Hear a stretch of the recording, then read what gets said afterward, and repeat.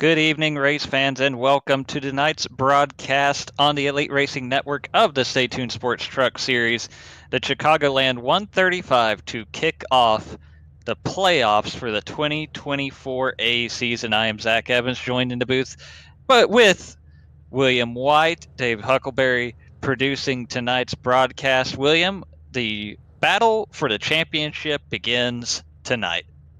Yeah, obviously a big event, as you say, starting the 2024 A Truck Series playoffs here in Elite. Obviously, it's a big event. There's going to be big stories developing the entire night, and we've come to an awesome track in Chicagoland. In these trucks, it's basically a super speedway, so it's going to be tightly packed racing all night long, and it's going to be super fun to watch. There you look at the field of 14 drivers that have qualified for the playoffs here in the Stay Tuned Sports Truck Series. 3 races in this round to determine which 4 drivers will go on to battle for the title. And now we'll look at the starting lineup for tonight's race. Tate Lytle starting on the pole. Chase Cabry will line up second. Jeff Green third. Leighton Norgard fourth. Andrew Hardcastle fifth. Gerald Campbell in 6th, Joe Francis 7th, Michael Hossack 8th, Andrew Rucker 9th, Cody McCorkle 10th, Frank Fody 11th, and Jesse Racimus lining up 12th. Row 7 is going to see Raymond Hanneman in the 85 alongside Jane and Racimus in the number 1 truck there. Mark Robanis and Sam Belt will round out row 8. Dustin Dewitt in the 32 will have fellow playoff driver Caleb Pacuma on his outside in P18. Matt Telder for 4D Racewear starts 19th in the number 29 with David Carpenter for Do Good Motorsports on his outside. Carl Henshaw on the 46 will start 21st with Dylan Havitt on his outside in 22nd, with Mitch Havitt just behind him in 23rd and Connor Thompson in P24. Behind that, we have no one. That's it. 24. That's everyone. 24. Okay. Nice and even. So this round of the playoffs, Chicagoland Speedway, a week off before North Wilkesboro Speedway, and then a week or 2 off before Michigan International Speedway, and that will set the stage for Nashville Superspeedway to wrap up the season on June 9th.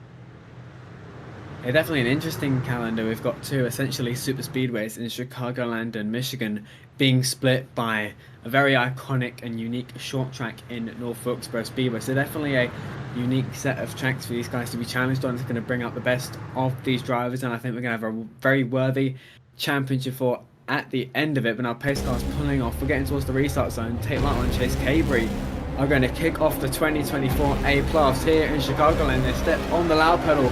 We are green in Chicagoland, and it's a very even getaway to both starting lanes, Zach.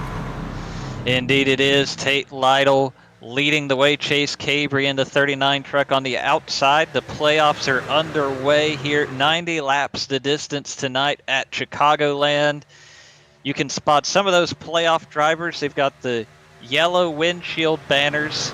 They also have either the blue or the yellow on the left-hand side in your scoring pylon. The yellow are the top 4 currently, or the drivers that would be moving on to the next round. The blue are trying to get into that top 4, either with a win or by accumulating points over these next 3 races. Yeah, and those color codings are really going to help everyone watching at home keep up with the stories developing all night long, all round long. See Jeff Green, and currently the leading driver over those blue drivers trying to get their way into the championship 4, but isn't quite scored in the race lead just yet. He's got Tate Lytle on his inside. He's fighting Tate for the lead of this race. Obviously, we are in a win and you're in playoff format. If Jeff Green takes the checkered flag tonight, or if any of these 14 drivers take the checkered flag tonight, they are automatically locked in to a championship 4 berth. And as Jeff Green takes the lead, he's making a statement early. Lap 3 is the 2000 NASCAR Busch Series champion to the lead. Tate Lytle, 3-time Cup champion, will have to fall in behind in 3rd. Chase Cabry, he's above the cut line for now, but he's in 3rd. Strong start to the race for Jeff Green as we look a little further back. 3 wide here. A little further back. That's So Andrew Hardcastle. I was about to say Andrew Hardcastle with a little different look tonight. Some of that black and gold, and he's alongside Jesse Racines, and that was Michael Hossack, who's faded back a little bit on the outside, but that was the 24 truck on the outside of that 3-wide battle. A couple of different looks in the field tonight. Of course, mentioned Andrew Hardcastle with that gold trim on the 22 tonight. As we take a look at tonight's format, 3 sets of tires available to drivers this evening, 90 laps of distance around this 1.5 mile oval. Yeah, it's going to be a long and arduous fight for a lot of these guys. Tire wear, tire management are going to be crucial on these very fast, high-banked ovals. The trucks, they naturally want to tear up the right front with the little horsepower that they have. You can't really kick the back end out with these setups, so you really have to work to keep the kind of rear end working with you so you can get that turn. You see guys diving down through the apron, protecting the inside as best they can. Chase Cabry tries to look to the inside of the 56 of Tate Lytle to no avail that time. Jesse Racines, though, big run on the outside. He blows past Chase Cabry straight into 3rd place for the 70 of Jesse Racines. Now looking to the outside of Tate Lytle. Massive run there through turns 1 and 2, and now back down the back straight for Jesse Racines, trying to get 2nd place from the multi-time Elite Cup Series champion there on the inside. Tate Lytle there dropping it down to 3rd place now. Jesse Racines to the ball. There's a big one behind them. Boutwell and Hanneman hard into the wall there on the front straight. Caution is out. Another tough hit early for Sam Boutwell, taken out early last week at Talladega. He's collected this one with Raymond Hanneman, one of our playoff drivers, the winner at Daytona. We'll take a look at the Mark Rebeles replay machine. 3 wide here, Frank Fode on the inside of these 2 trucks. Boutwell gets into the wall, drifts down into Hanneman. May have been a little bit of net code. Either way, into the wall they both go, in pretty significant damage. Yeah, I would say that's probably kind of creeping into meatball territory for one, if not both of those drivers. Hefty impacts for both of those gladiators. We'll see coming off a turn 4. It's a 3-wide situation there. Hanneman in the middle. It's Boutwell up top. Frank Fode there down on the low side there in the 41. Sam Boutwell does get into the wall, and as you say, Zach, little bit of netcode contact between Boutwell and Hanneman, but it's just enough to send that 85 spiraling into the outside wall, collecting the 47 with him, and that is a potential race ender for 2 contenders early on.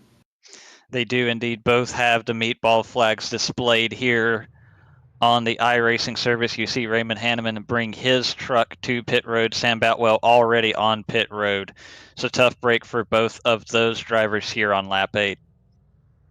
Yeah, it's a big blow, especially for Raymond Hanneman. Obviously came into this race above the cut line with the Championship 4 berth in his sights. And while we are still early doors in this round, it is the only round of the playoffs before the Championship 4.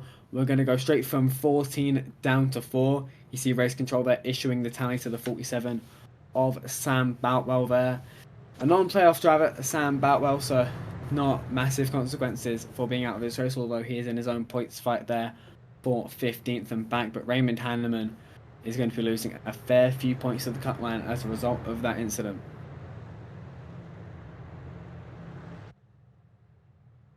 So we'll see if the field gets the one to go this time by. Hopefully so. Hopefully we can get this thing back underway. Yes, indeed, the lights do go out on the pace vehicle. It looks like Jeff Green's going to take the outside, as it is the leader's prerogative for this restart. Interesting.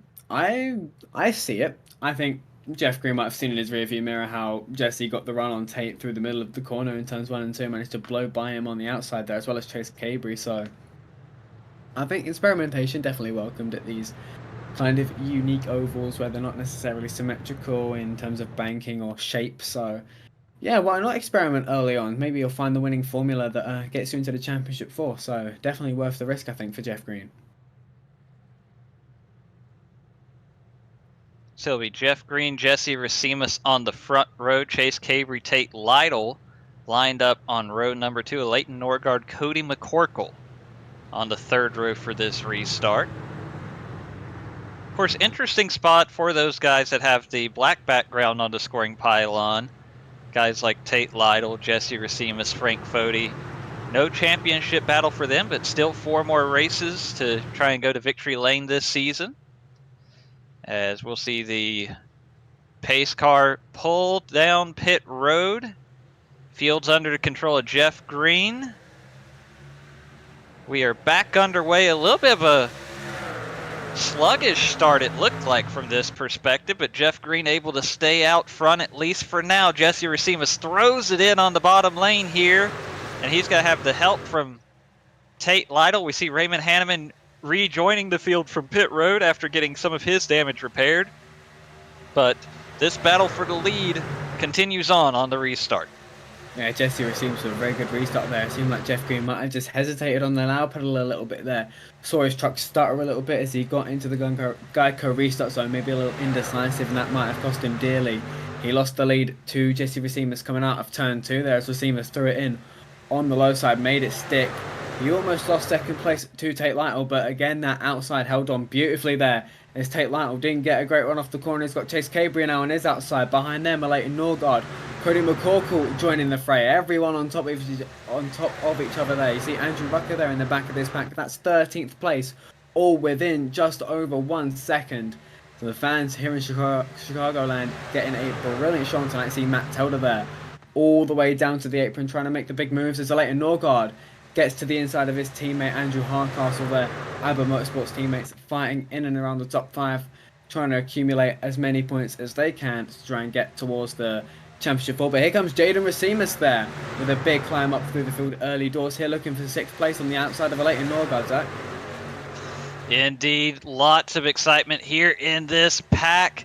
There you see Jaden Racimus getting clear of the mess, so to speak, down into that 6th position. Behind him, Cody McCorkle, Leighton Norgard side by side. Matt Telder, Dustin Dewar behind them. I see Andrew Rucker, Frank Foti also in this wad of trucks battling around the bottom half of the top 10. Now they're 3 wide again here. Norgard, Racimus, and McCorkle. Oh boy, and that gets really tight off of turn 2. Jaden Racimus able to get down in front of a Leighton Norgard and get back to 2 wide, but now it looks like they might go 3 wide behind that. No, Frank Foti thinks better of it. Yeah, they're all getting very dicey out there. It seems like Leighton Norgard was kind of the big loser out of that 3 wide exchange there. He's lost a couple positions down to P10 there.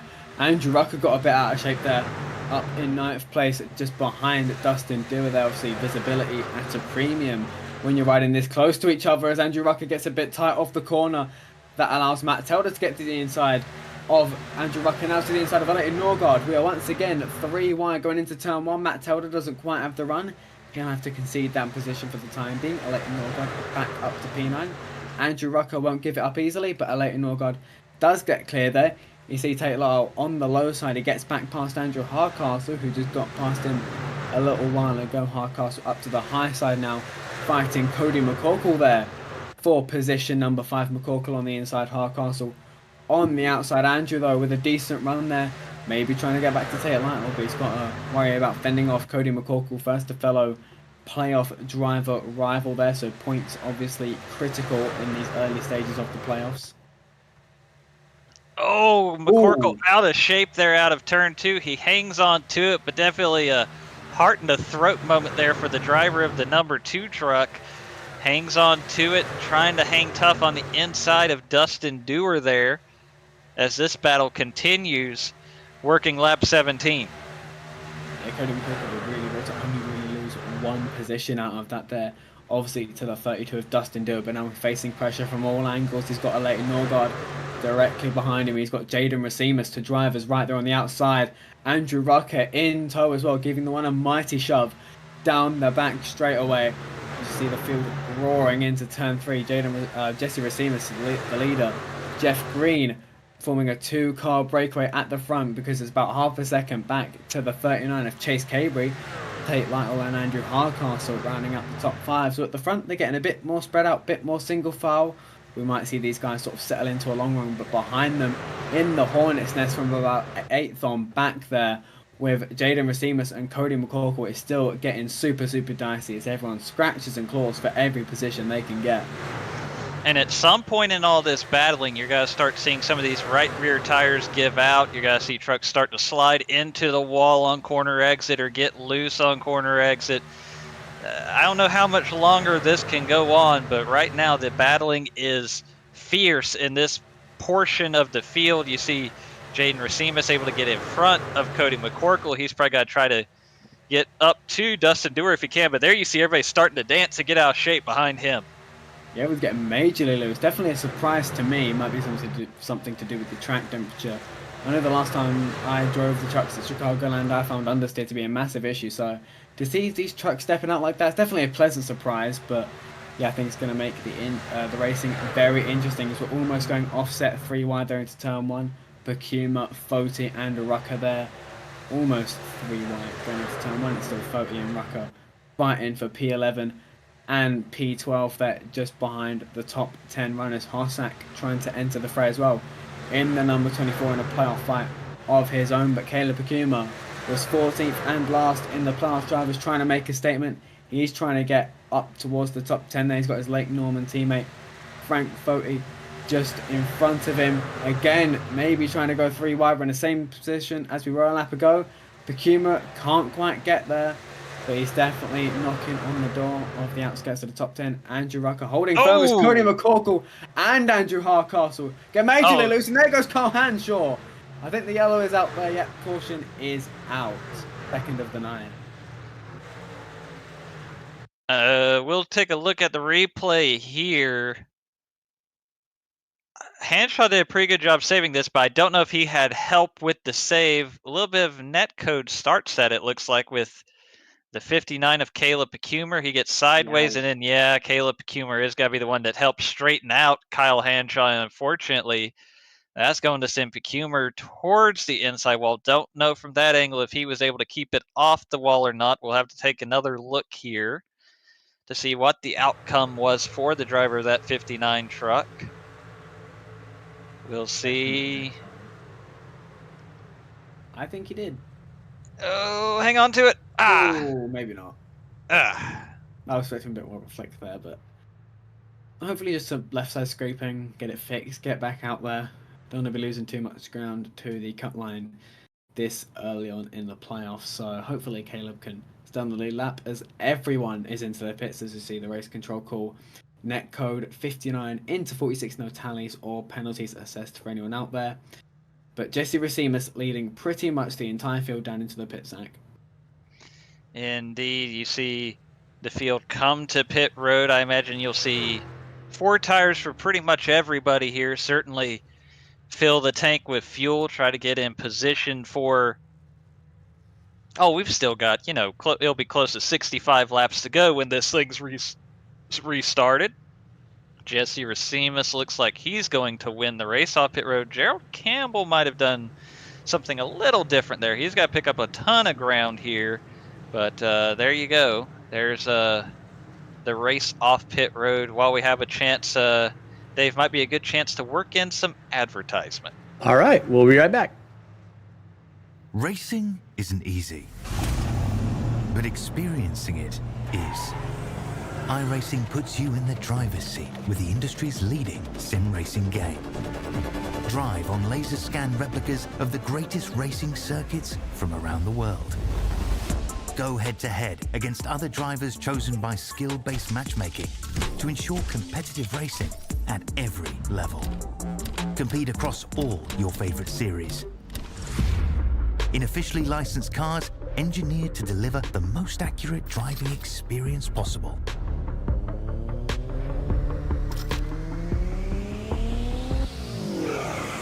Join a race or host your own with players from across the globe. Race against the computer or in a league with friends. Feel the thrill behind the wheel. Visit iRacing.com.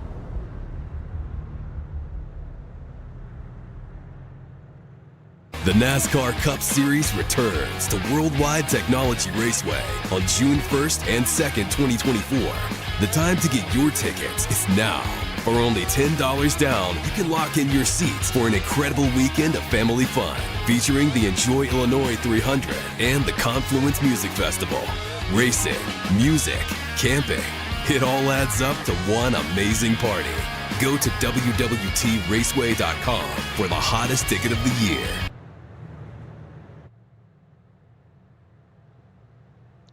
Back live here at Kansas Speedway. No, not Kansas. That's No. the real guys. This is Chicagoland. Me, Tarzan. Look at the other screen, Zach. Look at the other screen. Wrong screen. Wrong screen. Todd Gilliland is not leading our race. Jesse Racimus is. As you can see, about to start lap 25 here in the Stay Tuned Sports Truck Series. Lights go out this time on the iRacing Pace vehicle, so we are one lap from a restart. Jesse Racimus also taking the outside, like we saw Jeff Green do on the previous restart. Jeff Green still on the front row for this. As indeed, I went back and looked. Gerald Campbell did take 2 tires on that stop, so there you see he was able to move up to 5th here. I imagine you see Dustin Dewar picked up some spots. I imagine he was not the only one, but he appears to be the first one that took that path here on this caution period. Yeah, definitely interesting to see all these different strategies coming into play early doors here. I was expecting to see sort of 2 tire calls or sort of different strategy ideas only coming into play sort of later in the race, or maybe on a green-white checkered. So interesting to see this happen so early in the race on the first yellow pit cycle, but definitely interesting, spices up the action for us in the booth and everyone watching at home.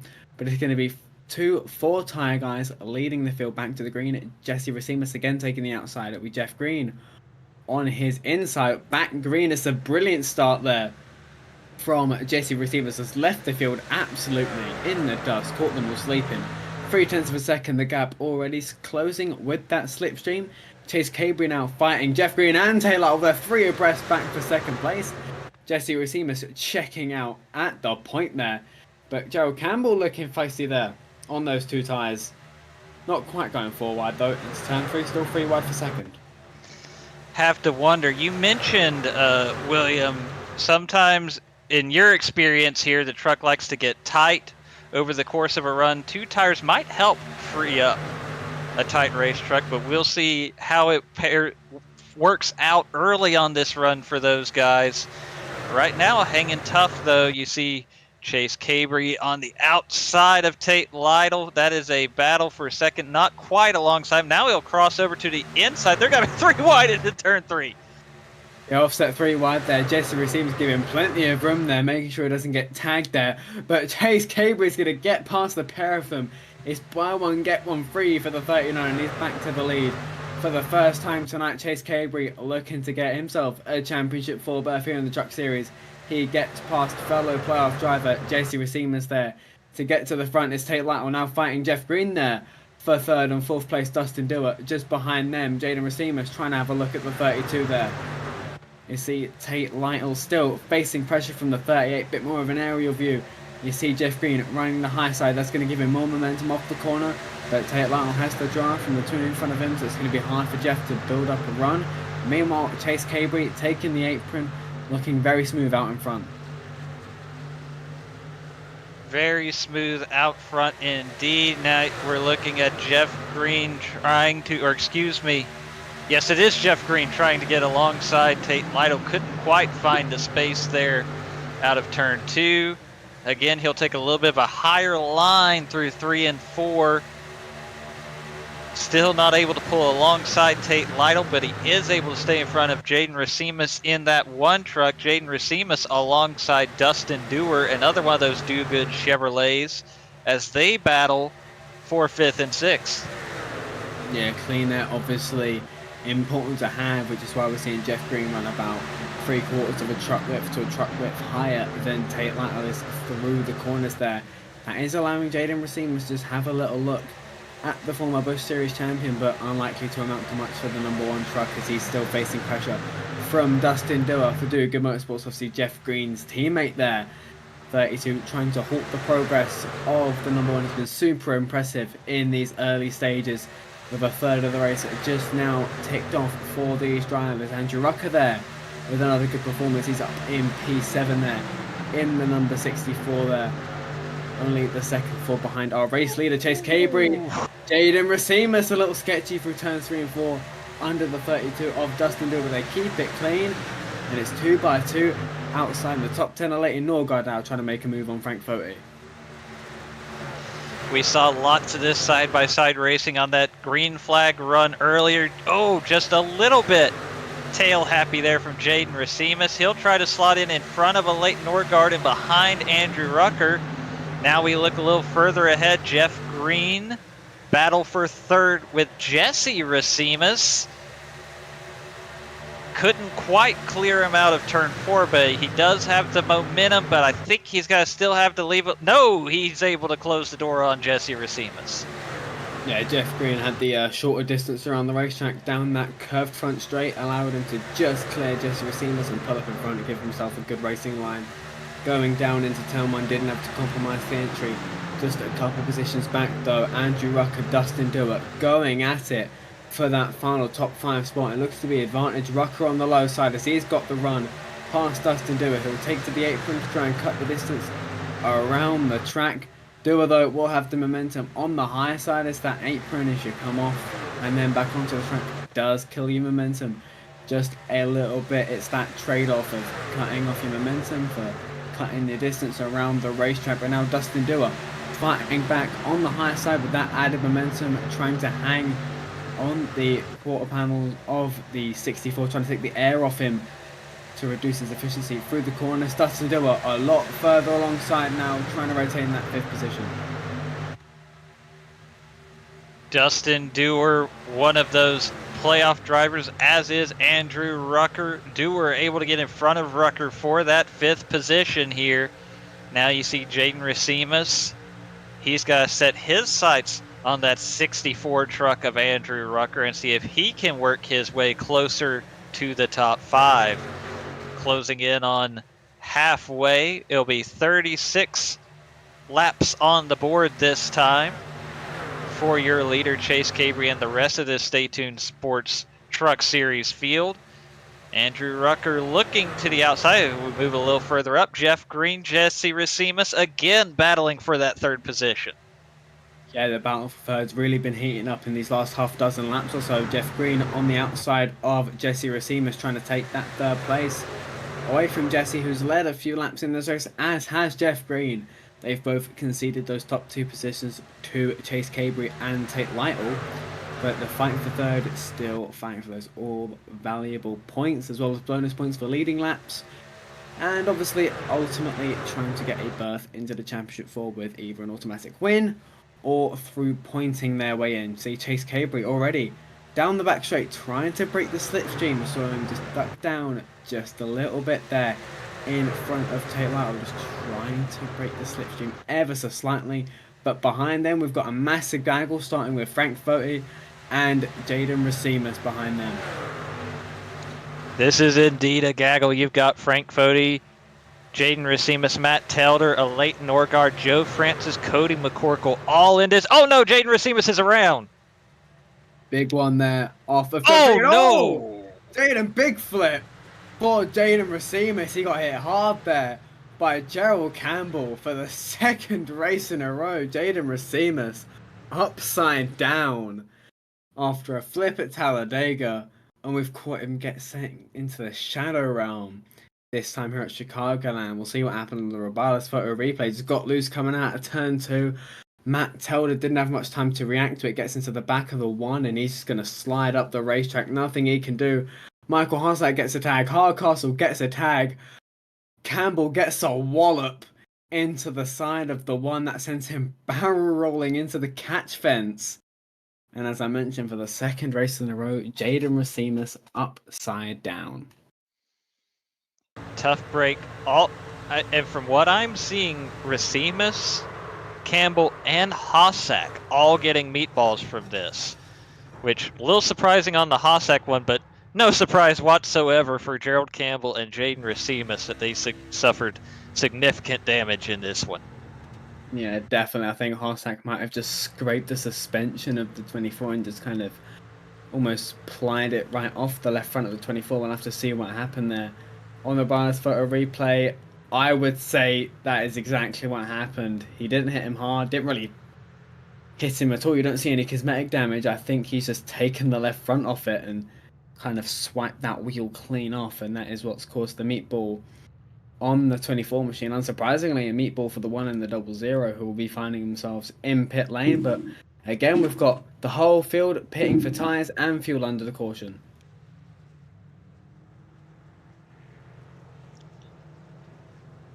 So once again, we find ourselves under the caution flag. Dave, you want to take this chance to do some ad reads? I sure will. Our series sponsor is Stay Tuned Sports Podcast. Stay Tuned Sports was started in 2016 by two friends, even though hating each other's teams, with the purpose of producing a sports show like no other. They wanted to create a show that would cover all major sports with a little bit of comedy mixed in. Stay Tuned Sports releases weekly episodes covering NFL, NHL, Major League Baseball, and even some college football. So if you're looking for some hot takes mixed in with some good ball busting, then this is the show for you. Stay Tuned Sports, your home for sports nonsense. Our premier sponsors, Blue Egg Marketing. Rev up your business with Blue Egg, your marketing pit crew. Turbocharge your lead generation with experienced drivers that can navigate the competitive track to connecting with your customers. With Blue Egg, you're always in the pole position, leading your brand toward victory lane. Don't spin your wheels. Accelerate success with Blue Egg, fueling small businesses to big wins. And finally, Worldwide Technology Raceway. Worldwide Technology Raceway is a motorsport racing facility in Madison, Illinois, just east of St. Louis, Missouri. Features a 1.25-mile oval that hosts the NASCAR Cup Series, the NASCAR Craftsman Truck Series, and the NTT IndyCar Series.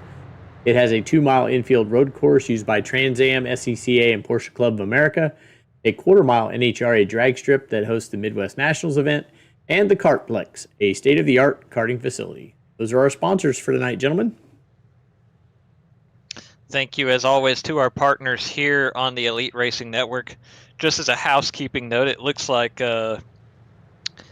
Michael Hossack has been able to rejoin the field. I think you were correct there, William. Probably just some wheel damage that not as significant as, say, engine damage. He did lose a lap in pit road to get that fixed, but, you know, a caution, a free pass, or a lucky dog, and I don't know, it may not be as competitive as it was before, but there's still a chance for him to salvage some points this evening as one of those playoff competitors.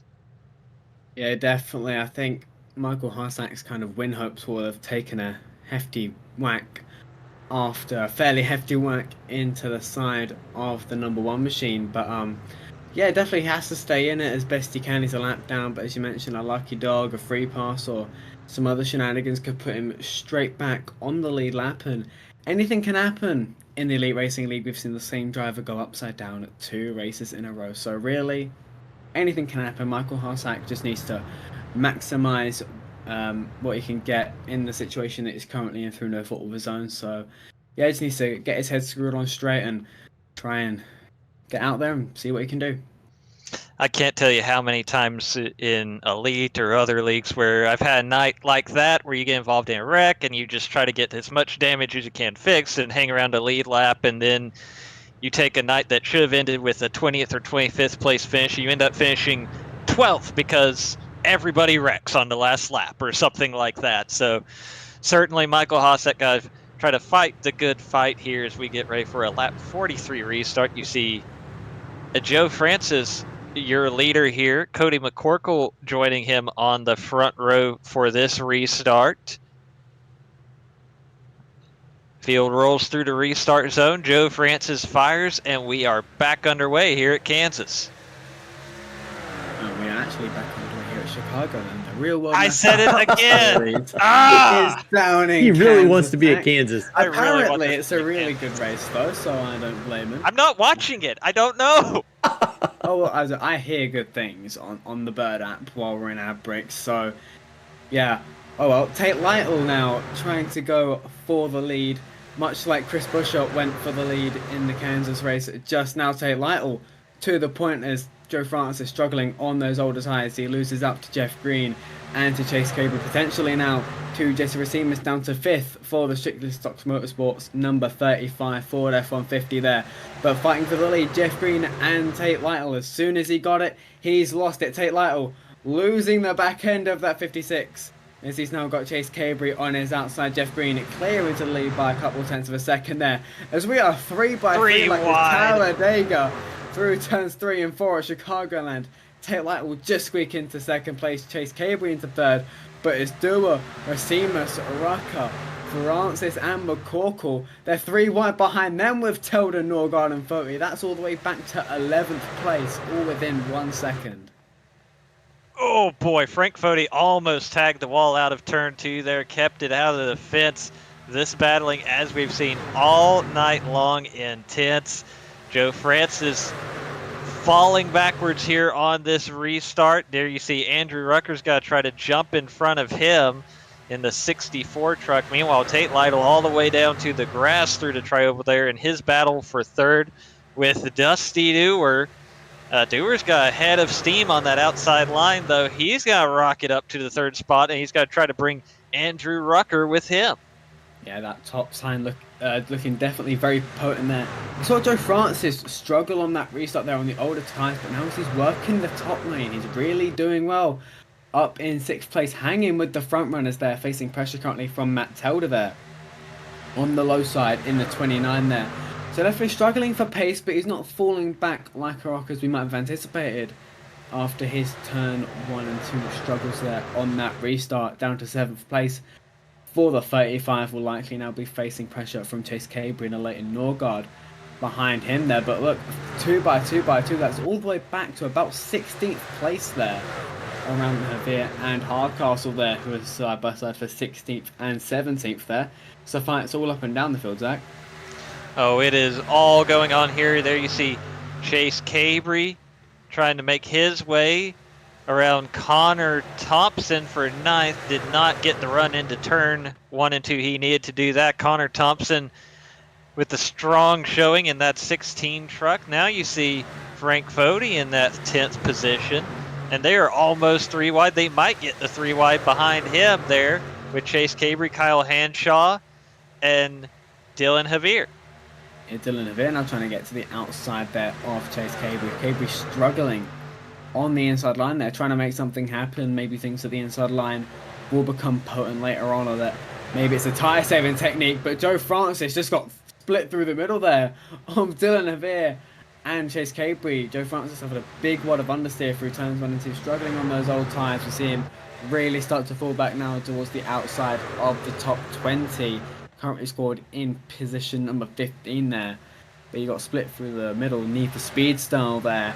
Probably a scary experience there for the 35. Meanwhile, Matt Telda there up in 5th place. A brilliant run for him. Leighton Norgard, Tate Lytle fighting for 6th. Just behind them, Connor Thompson trying to spoil that particular party as Norgard is up to a race high P6 there after starting in P4 and dropping down just a little bit there.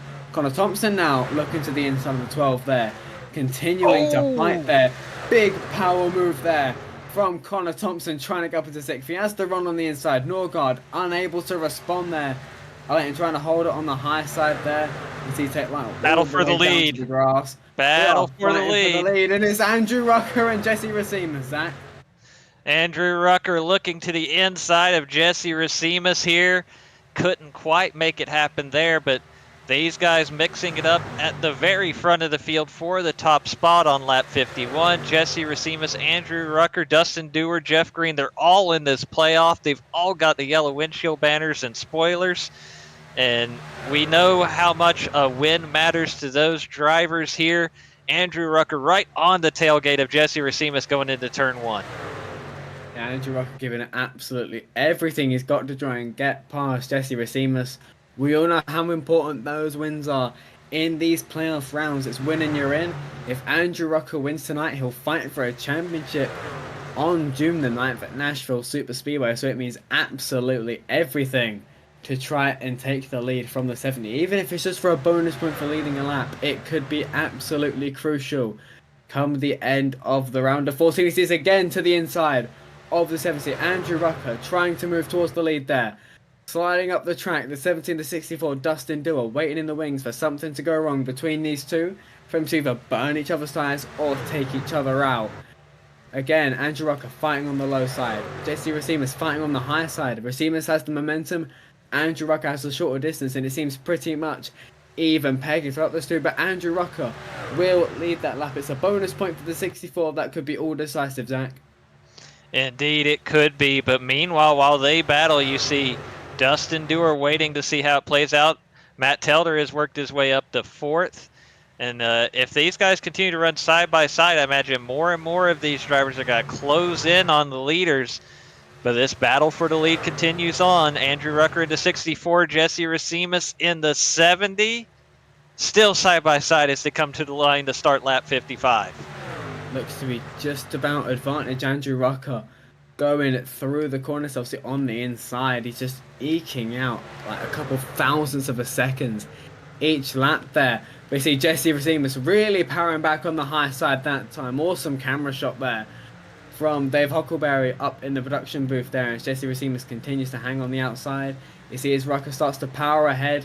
Racimus going to try and hang on the right rear to take the air off the 64, try and cancel out that run. Racimus will lead that lap, going from 56 to 57 there by just 1/100th of a second there, but Rucker again fighting back. No one really being able to surge ahead there. Rucker does get loose through the middle of the corner. That might open the door for Jesse Racimus to take back the race lead. And you can see in the mirror, the 32, the 29 getting larger and larger for these two. Now Jesse Racimus goes to the bottom. Andrew Rucker looks to the outside but couldn't quite get the run. Jesse Racimus holding that top spot for right now, but man, it has been non-stop action here tonight. Jesse Racimus still the leader. Yeah, Jesse Racimus did a brilliant job there, holding on under the pressure from Andrew Rucker. Dustin Dewar, Matt Telder now entering this particular battle. He's gotten right up to the back of Dustin Dewar. That's the fight for third. Andrew Rucker, though, still trying to make that high line work, getting out of the dirty air of the truck number 70 in front of him, trying to preserve those tyres as best as he can. Also using the slipstream to stay with him down the straights, but trying to just keep a nose on the outside of Jesse Racimus to maximise the amount of front downforce that number 64 has there. Almost up into the wall, pushing the absolute limits, but behind them, side by side for P3 as Matt Telder gets to the inside of Dustin Dewar. Matt Telder with the charge. He's got to pull alongside Dustin Dewar here, go for that third position. Get in front of the 32, but here comes the crossover. Can Dustin Dewar make his way to the inside of Matt Telder going into turn 1? Certainly seems to have the head of steam, but can he make it stick? Certainly Telder leaves him the room. They are side by side, but we'll see if Telder can get the momentum off turn 2. Indeed, he does move Matt Telder up to the third position. Yeah, very clinical there from Matt Telder, getting himself up into position number 3. Obviously not in the plus, but still fighting for pride and in his own points battles. Further down the standings table, is further back, you see a bit of a late Norman trio there, scrapping for P8, 9 and 10 there, led by Frank Foti there in the 41. Caleb Bakuma trying to get to the inside there of Tyler Foti's dad there, of course, Frank Foti, father of the 7-time champion Tyler Foti there. 59 of Caleb Bakuma trying to fight the 41 there for 8th place there. Dylan Havir waiting in the wings there in P10, trying to make the most of this, but Caleb Bakuma makes quick work of Frank Foti. He's up into P8. Oh, a little bit of a tap of the wall there for Dylan Havir. Now we look further up. Here comes Connor Thompson. We talked about the good run he was having in that 16 truck. He's trying to take the 5th spot here from Jeff Green around the outside, and he will move into that 5th position. So now Connor Thompson joins the top 5, and he's got to immediately try to get around Jeff Green's teammate Dustin Dewar for that 4th spot. Not quite going to have enough of a run there. Meanwhile, Jeff Green under pressure from a Leighton Norgard for that 6th position.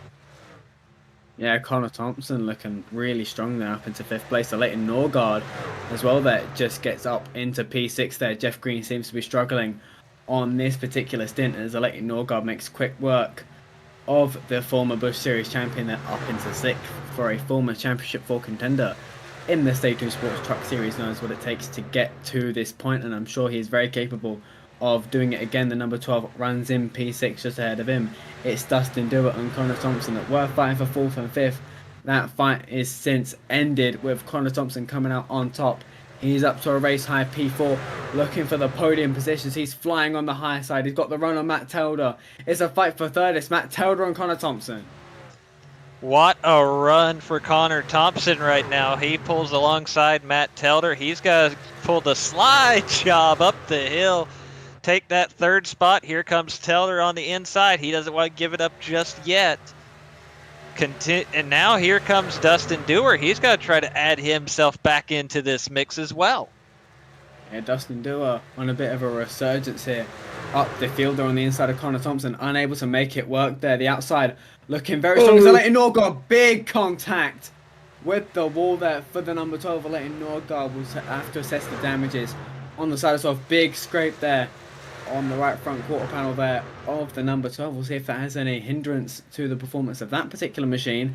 Still hanging strong on the outside of Dustin Dewar. We'll see how long he can keep up that fight if that damage is as detrimental as it looks. One thing is for sure, Leighton Norgard not giving up as this battle continues to brew between Matt Telder and Connor Thompson. This is the fight for third and fourth. Both drivers that maybe aren't people that we see often in these podium positions, fighting up where they belong here. Two non-playoff drivers really racing for pride almost, but they're certainly putting on a show as Leighton Norgard does get into the top 5 there, making quick work of the 32 of Dustin Dewar. 25 laps to go now. We look at Mark Rebelos on pit road, getting some tires changed. Not sure if this is going to be a sign of things to come for some of our other competitors, but there you see the driver of the 99 truck down pit road.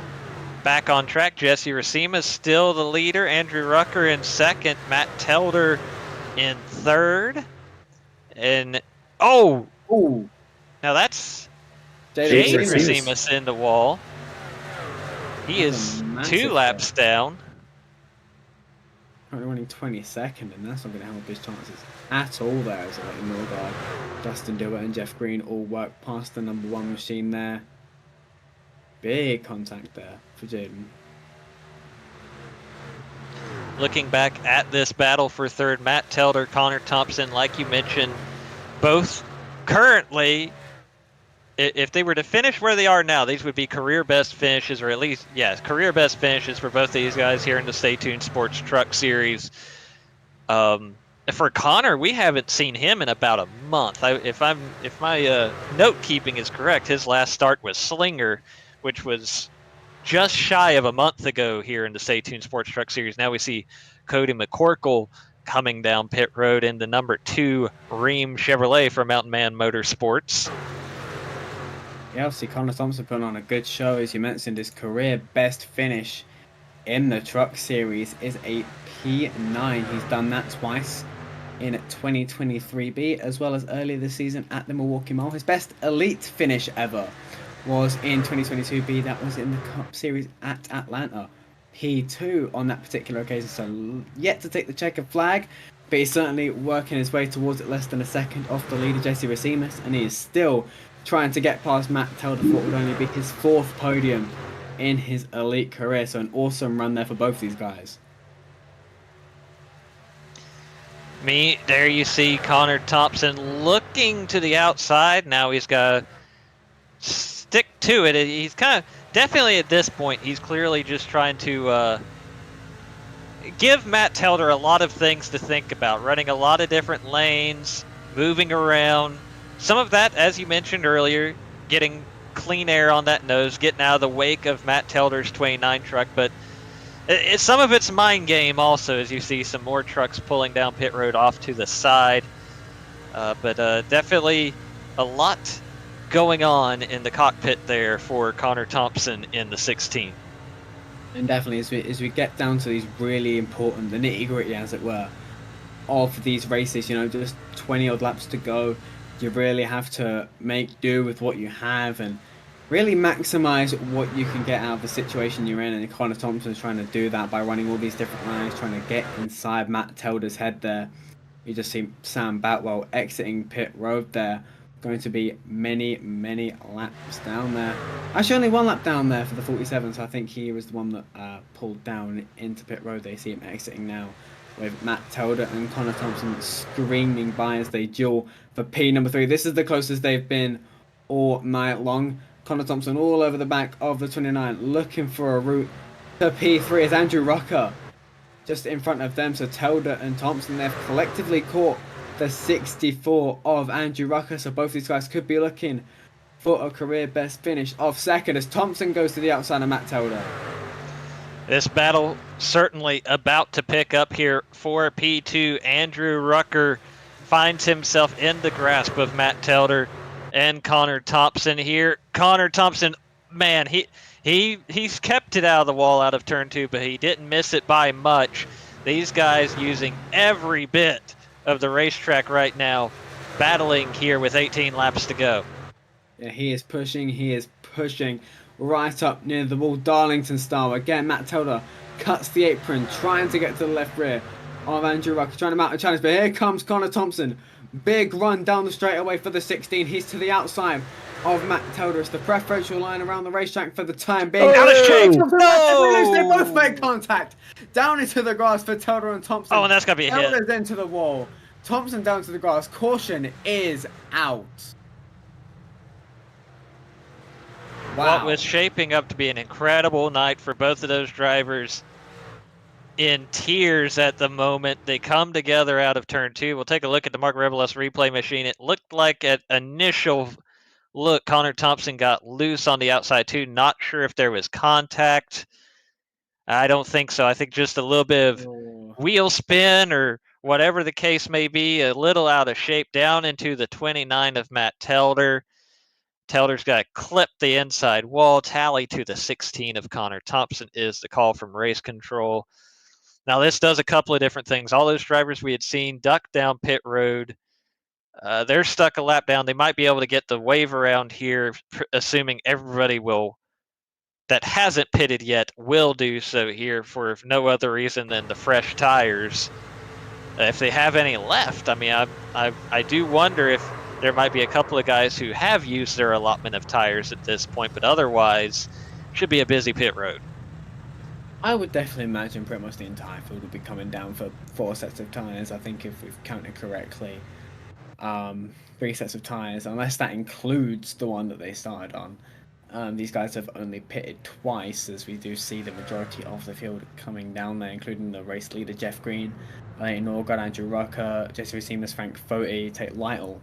So pretty much everyone is on pit road for a late race restart. They'll be in and around 13 laps to go, so we'll really see if the 2 tire heroes come out late on in the running.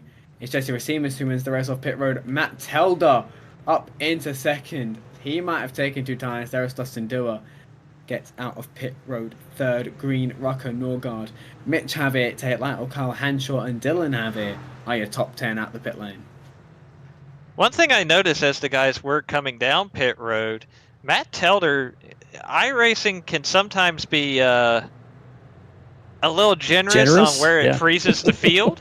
And he was about the 4th truck on pit road. So certainly we'll have to see how much damage he has. But so far it hasn't seemed to hurt him that much. He did take 4 tires on that stop. So that wasn't a case of him picking up track position with a 2-tire stop. He just had a good 4-tire pit stop there and obviously didn't stick around to repair any damage.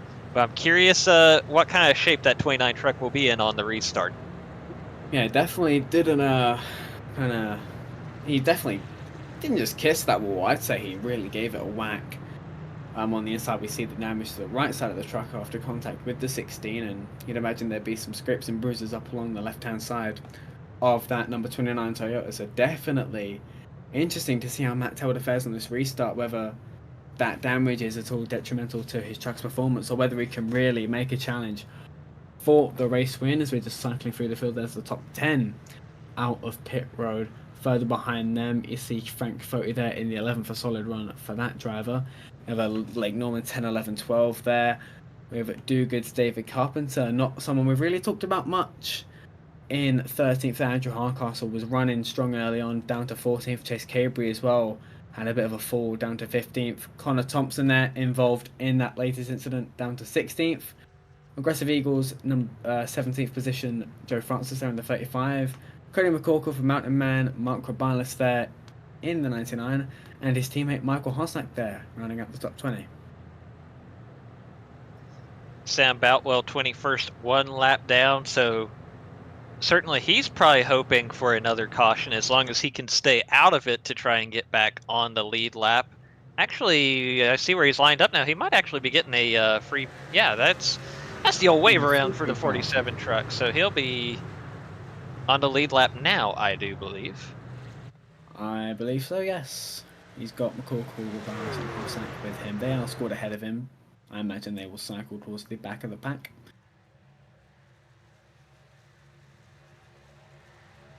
Meanwhile, the field doubling up for this restart, lights out on the pace car, so it'll be 12 laps to go when the field gets the green flag. Jesse Racimus, Matt Telder on the front row for this restart. Again, you get a little bit of a glimpse there at the left side of that 29 truck. It's not as bad as I would expect, but we know how aero-sensitive, especially at these speedways, these trucks can be. So we will see how that 29 is able to hold up when the field gets back up to speed here. Again, 12 laps to go. You see Jesse Racimus, Matt Telder front row, the do-good teammates of Dustin Dewar and Jeff Green behind them. The iRacing pace car makes the left-hand turn. Field rolls through the restart zone, and we are back underway here at Chicagoland. It's a very solid restart from Jesse Racimus there. Jeff Green as well had a nice reaction there. Tries to clear Matt Telder. A little bit of contact, does clear Matt Telder. His teammate Dustin Dewar following behind him, trying to get past the 29 there. He is going to struggle a little bit with that damage. You would assume there as Dewar tries to get into P3 there. Andrew Rucker there behind Telder there in P5. He'll try to challenge the 29, but the 29 fighting back. He is not giving up despite that damage. He is remaining in third, but here comes Tate Lytle. We are 3 wide for third there through the tri-oval. Tate Lytle making no bones about it. He wants to get to the front and fast as he tries to get 2 for the price of 1, maybe 3 for the price of 1. He sneaks to the inside of Dustin Dewar. For second, while Jesse Racimus remains out front. But look at that. That is the top 8 under a blanket, just half a second. 3 wide for second. Tate Lytle on the bottom. Jeff Green middle. Dustin Dewar has to give room up top, and now that's got to put him in position to try and push his teammate out to the front. Jeff Green's got to look to the outside of Jesse Racimus here going into turn 1. He's going to have that position on the outside line. Jesse Racimus can't work all the way to the wall. Who's going to have the run out of 2? Jeff Green by a nose as they make their way down the backstretch. He's got the support from his teammate, but Tate Lytle's trying to keep that 70 out in front. Interesting dynamics to play. It's almost like a super speedway. You've got each... Oh, no, contact! Getting pushed by the people behind them. Contact there between Dustin Dewar and Tate Lytle. Bit of a miscue there from those drivers, as I imagine Dustin thought that Tate was going to go down to the very low side below the apron, ended up with a bit of a door bang there, and that ends up with Jeff Green taking the lead there. Dustin Dewar there, his teammate will follow just behind him. Everyone weaving down the backstretch, trying to find their position, trying to find their groove there. It's Jeff Green and Dustin Dewar now power out to a do-good 1-2. It's Jesse Racimus and Tate Lytle fighting for third behind them. Aleyton Norgard tags the wall there. He's down in 7th place with Matt Telder just behind him. Chase Cabry has surged up about 9 spots. He's up to 6th now as he fouls in just in front of Aleyton Norgard. Racimus there on the bottom, still trying to fight Tate Lytle for third. Andrew Rucker trying to get 4th there with the run on the high side. Cabry looking to the outside of Racimus now. It is all going on here with 8 laps to go. Jeff Green's out in front. Now it's going to be nearly 3 wide for second. Dustin Dewar, I hear we have a caution on the racetrack. Certainly do. I imagine an incident further back there. We'll see what's caused it, but that puts a temporary halt to, as we see, Carl Hanshaw going backwards. That's not good. What's happened to the 4? Oh, so that's we're 4 4 wide. wide. That's not going to work. Thompson, Hanshaw, Pecuma, and Carpenter. Oh no, that's bad. Hard lick there for Hanshaw and Hanneman there. Contact with Cody McCorkle sends them two spinning into the outside wall there. And that's just going to send Kyle Hanshaw rather sadly rolling down the front straight facing the wrong way. Second meatball of the evening for Raymond Hanneman in the 85. Obviously, he was involved in the first caution of the evening, and now he has unfortunately found his way into this one as well. Yeah, that 85 really cannot catch a break. Not what he needs when he's trying to defend a place in the championship for. A second tally to the 16 of Connor Thompson. It's his second of the day. And what's turned out to be a brilliant run for the 16 has ended in disaster. The 16 is parked for the remainder of this event with just 6 laps to go. It's going to be a late race restart. Jeff Green currently scoring as the leader, as you see everyone involved in that last incident taking to pit road to get their trucks repaired. And there is the field, all in formation, ready to get back going again. So I'm curious, and unfortunately, we won't know until the lights go out on the pace car, but I'm curious, are we going to finish this? We'll definitely finish it in regulation. This will not be a green, white, checkered restart with 6 to go, but I wonder how many laps we will have to fight it out here on this restart as Dave Huckleberry takes us through the field here as they stand right now. Dylan Javier up to 10th. Joe Francis running 11th. Mitch Javier 12th. Andrew Hardcastle 13th. Dave Carpenter in 14th. That's Caleb Pecuma running into 15th spot. Oh, Connor contact. Thompson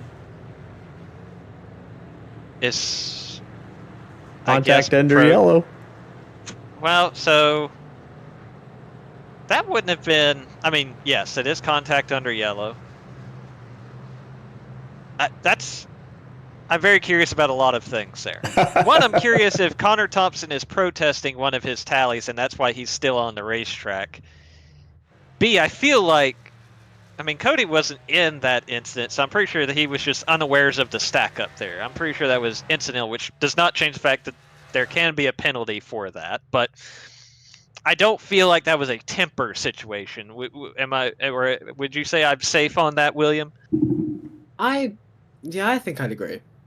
Yeah. So definitely just a lot going on there. Yeah, there's been an action for the very race. Odd situation. A lot of anomalies, a lot of action. I don't think we're beyond a few more shenanigans. So we'll have to see what unfolds in the remainder of this race. I think we'll have just 3 to go. You see Connor Thompson there, still out on the racetrack. So he must be appealing one of his tallies. I assume he will be appealing one of those tallies, hence why the 16 is still running. Despite receiving a second tally of the evening, obviously has every right to do so. Lights are going off. They are unilluminated on top of the iRacing.com pace car, which means this won't quite be a green, white, checkered nor a natural one. We will have 3 laps to go when the green flag waves, Zach.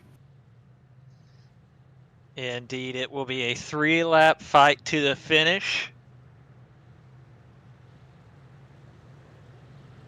Who are we picking? Whew, man. Ooh. I think this late in the going, we've talked about how this feels like super speedway racing a little bit with these trucks. The Do Good team is very good at that style of racing. I think if they can figure out this restart to get somebody in front of somebody, they're going to be tough to beat. The problem is, both of those guys are in the playoffs. Both of those guys need a win to get to the championship 4. I don't know that they're going to play nice with each other. And at that point, it's anybody's ball game. I do not think that they will play nice with each other. They might for the first couple of laps, but when push comes to shove, when they see the checkered flag, all bets are off. I'll take Tate Lytle so that nobody's locked in. As there is now just 3 laps to go immediately. Jeff Green, as soon as he crossed the track, got down to the inside there, maybe giving his teammate a little bit of a draft. The Do Good Boys are clear out in front. The 38 leads the 32. They're 2 abreast behind them. Racimus and Cabry fighting for third there. Lytle, Norgard making up the top 6 there. Jeff Green, though, still leading his race, looking for his first win since July 2022 in the Elite Racing League, looking to break the streak and get himself a berth into the Championship 4, as they are 3 wide for second. Dura on the high side, Racimus in the middle. Chase Cabry. Oh, they're wrecking. And there's a big one up back there. Mitch Javier's involved. More big impacts into the outside wall there. Mitch Javier had a ton of damage when there you see it. The nose pretty much gone on that machine. We'll take a look on the Mark Rebelos replay machine to see exactly what happened here coming out of turn 4. A little bit of contact with Dave Carpenter, which gets him into Mark Rebelos. That's massive. Huge hit. Kyle Hanshaw gets a piece of it as well. That's a biggie. It looks like Mitch Javier just got a little bit checked up, maybe a bit of understeer. Befell, the 58 machine there. David Carpenter, we'll see if... Or maybe he's a bit slow coming off the corner. Just got tagged there by the 71 David Carpenter. That sends him into the 99. They both get sent spearing up into the wall. Kyle Hanshaw nowhere to go. The innocent 46 there. And the tally given to the 58 of Mitch Javier for coming down on the 71 of David Carpenter there. We'll see how contested that call is there. We're looking now at the 71 of David Carpenter. He does get into the left rear of Mitch Javier. Would you say the 58 came down on him? He definitely comes down. That's a tough one, because I guarantee by that small of a margin, neither of their spotters are hearing car high, car low, either way. Oh, I agree. Definitely the movement is by Javier. That's a tough call. That is a very tough call. I don't know that I necessarily disagree with it, but it's a really tough call. Yeah, and that's one of the difficulties of being race control. You have to make these difficult decisions. Looking at Mitch Javier, we don't know if there's been understeer, but you look at his trajectory, it's not in line with everyone else's, but doesn't have to be. You know, obviously it's, you know, he's got as much right to the racetrack as everybody else, but, you know, it's hard to say whether he has some understeer or maybe the trunk just stepped out on him or what happened on that 58 machine for him to kind of take down a little trajectory down the track, or maybe he tried to block the 71s, did so a bit too late. Maybe the 71 got into the left rear. It's very, very touch and go there in terms of the race control callers, who they want to assign blame for that particular incident. They eventually come to the decision that the 58 was at fault for that contact. But now, Zach, this does force our first green-white checkered attempt of the evening. Indeed, and just for anyone tuning in for the first time, kind of how iRacing handles these green-white checkered situations, we will have, by the elite rules, a maximum of 3 attempts at this. On each attempt, how it works is as follows. They'll take the green flag. If the caution comes out on the first lap of the green-white checkered, we'll try it again. If they make it to the white flag, the caution cannot come out. At that point, it is a race to the checkered flag. Whoever gets there first wins. Yeah, it's going to be absolutely down to the wire here. For this first overtime attempt, they're going to dash to the white flag, because there is no white flag, as you mentioned, on that last lap to end the race. It will be just a straight dash to the flag.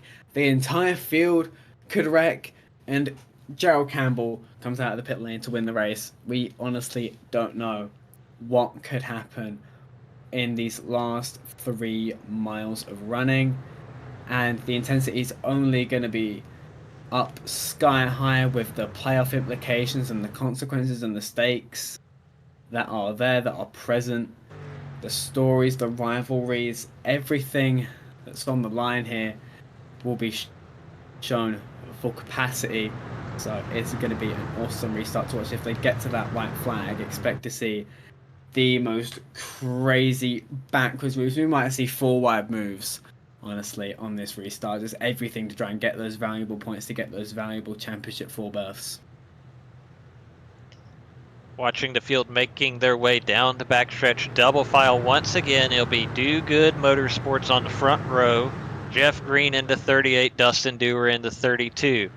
Inside row 2, Jesse Racimus. Outside row 2, Chase Cabry.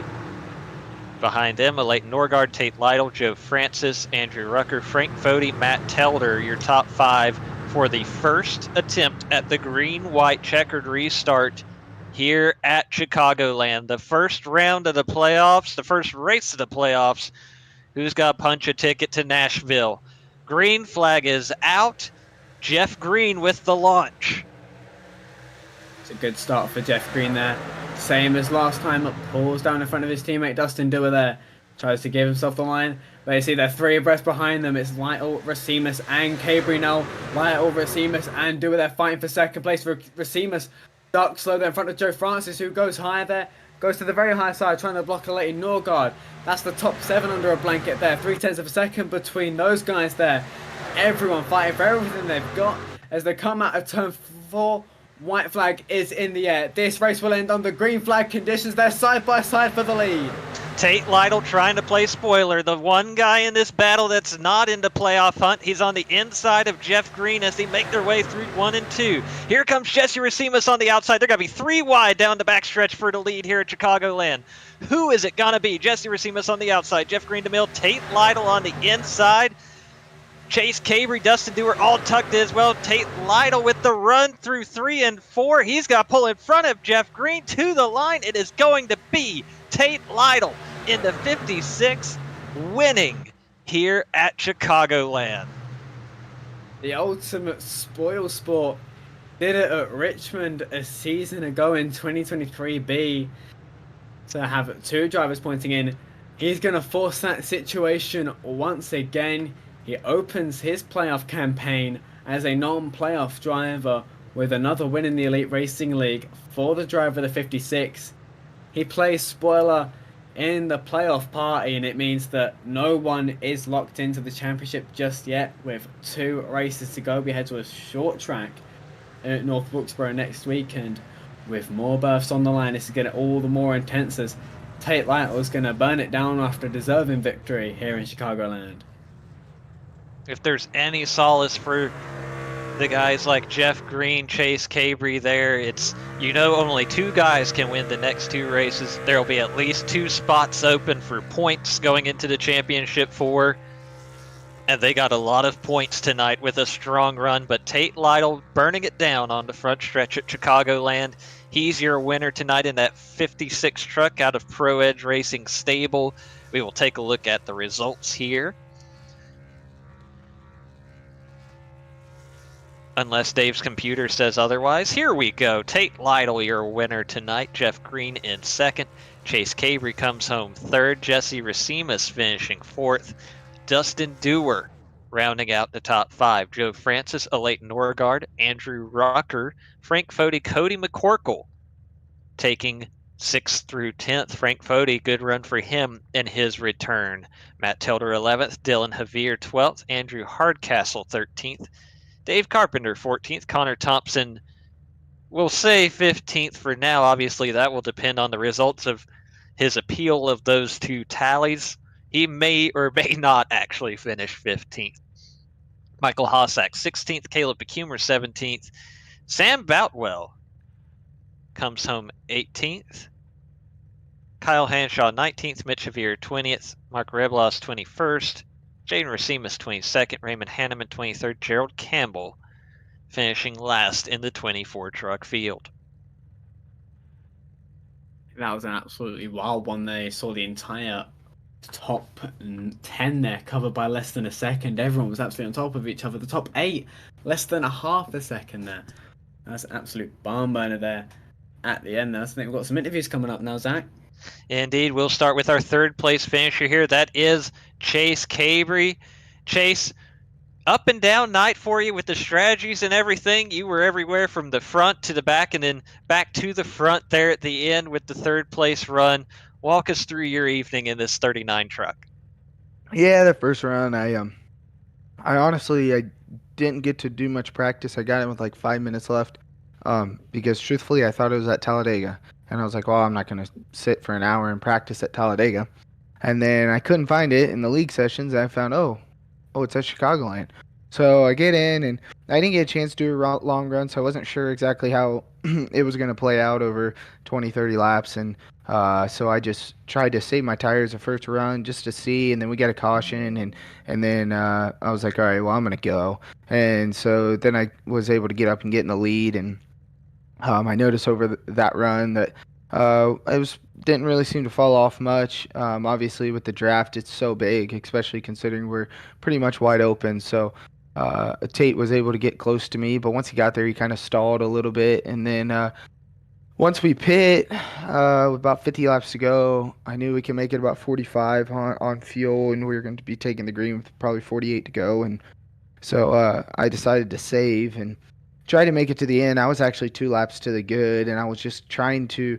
I knew that at that point the race was between Tate and I. Were the only ones doing it, and everyone else was going to have to come down pit road. So if I could have just saved more fuel in the beginning of the run and then force him to run too fast towards the end, and then force him to end up having to save too much, that I could just go on and go around him. So I was just trying to outsave him. Was the big play there, and then the caution comes out, so him and I both looked pretty dumb. And so we come down pit road and put tires on it, and I restarted 15th, like 20 laps to go, and knew I just had to charge as hard as possible. And then at the end, I was 5th, and with like 5 laps to go restart or so. And that's kind of the catbird seat, because you can kind of time your run to the start and finish line and then be able to duck out of line and end up coming off of turn 2 and 3rd. And it's kind of the best spot to be in. Obviously, the leader's the best spot, but other than that, so unfortunately, I by the time I got to 4th, the caution came and it put Tate in that spot, and so at the end, I had a choice of which line I was going to push, and I wanted to push a non-playoff car at least as far as I could. That way, I didn't push a playoff guy in front of me. So. And then, yeah, it's just at the end, you're forced on the bottom, and hopefully everyone got loose, and it didn't work out. It's definitely a weird spot, like you say, pushing the non-playoff guy to the win, but certainly it's better than the alternative, like you mentioned. Going into that last restart, I mean, was that kind of, you mentioned kind of hoping somebody would get loose and all of that, but did you think, especially that late in the run, that it was a likelihood, or were you still kind of just bummed out that you were in that 4th spot instead of the 3rd spot there at the end? Yeah, well, it was going to be a play if I could, if I was in 4th, if I could get the jump with Jeff restarting up top and be able to clear the 32 truck on the bottom and get down. And that was my hope, but it's so hard on iRacing to time those restarts off the leader for whatever reason. I don't know why. It's just always super tough. And so once I didn't get the start, and then I got down to 1, and 32 got up in front of me, and I was like, well, that really wasn't the smartest play. Like, I thought if he would have stayed down, I could have pushed him and potentially drove us back forward. And so then, like I said, I had a choice. I mean, I was clear, and I had top, bottom, and middle, and so I just chose to go with the non-playoff truck. And I knew if I pushed Tate that he's good enough and smart enough to not let the truck step out and kill our run. So I just had to make the best decision for myself at that time. And yeah, like I said, and then you get down the final corner, and it's like, well, hopefully Tate gets free and washes up or whatever happens, but you just run down in there, and you're forced to breathe it because your entry's so shallow, and then you come out of it 3rd. Well, before we let you go, Chase, who do you have to thank on this run tonight? Just all you guys for putting on the league. It's the start of the playoffs, so tensions will start to rise, and hopefully we can chase the championship. All the Speed Factor guys, God for allowing us to get on here and play iRacing, just enjoy the time with one another, and yeah, we'll get ready to go tomorrow in the Xfinity car. All right. Well, congratulations, Chase, and we'll see you next time out. All right, we'll see you.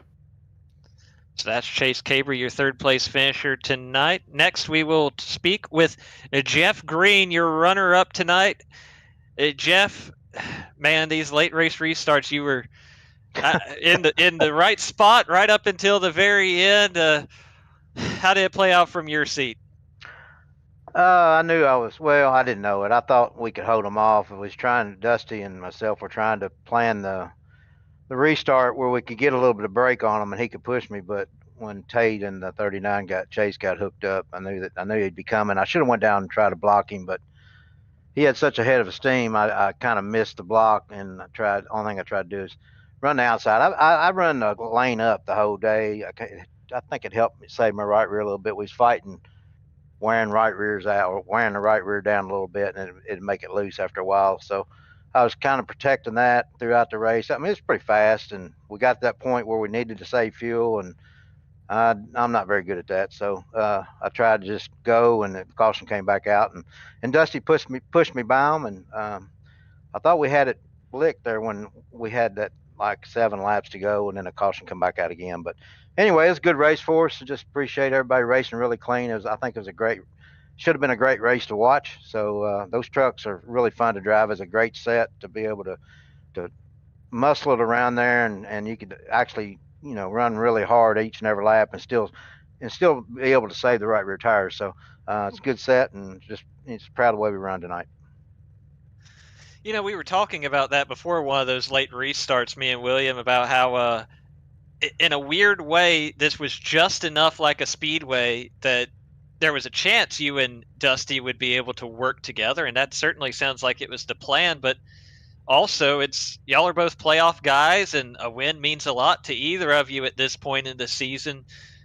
Was there any, I don't know, tension or debate as to how that was going to play out, or were you pretty committed to the plan there as a team?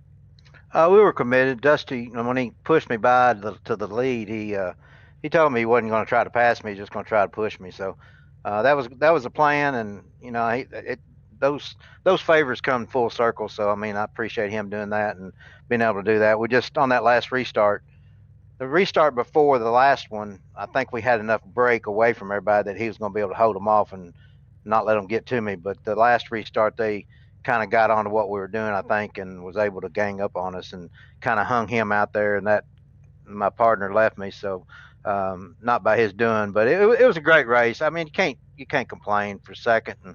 And the last lap was too wide all the way around there, and everybody was digging as hard as they could dig. So it was a good race. I'm proud of it, and a win's a win. But I mean, yeah, it'd be nice to have a win in the playoffs. But shoot, I want to win every time I sit down. So still second place, not bad.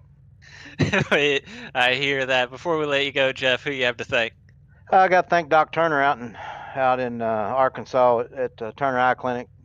He's the reason why I do this, and thank my wife for letting me do it. It's a lot of fun, and thank the guys. Thank you all in the booth for broadcasting and showing the cars on the racetrack and talking about us. And thank the guys for racing clean tonight. I thought it was a pretty good race. So hopefully we can try again. So maybe tomorrow night, maybe we'll have a chance to win again. All right. If we don't see you tomorrow night, I'm sure we'll see you in a couple of weeks here at North Wilkesboro for the next race of the playoff. Oh yeah, North Wilkesboro. I got that one circled. So hopefully we can run as good as we did tonight and just maybe one spot better. All right. Congratulations, and we'll see you then, Jeff. Thanks, Zach. Appreciate it, buddy. So there you have it. Runner-up tonight, Jeff Green. That leaves just one person to talk to before we call it a night, and that is your winner, Tate Lytle. The spoil sport, as William called it, the guy outside the playoffs taking the win. Now, from what I heard, Tate, over the driver chat and corroborated by Chase's interview, with about 10 laps ago or so, you thought you were pretty dumb. Well, I thought it was going to be pretty smart because I was going to make it on fuel and probably win that way. And then when the caution came out, I was in like 12th. Thankfully, jumped a handful of them on pit road, got up to 8th or so, and thankfully just had a pretty good restart there. 70 didn't really get going.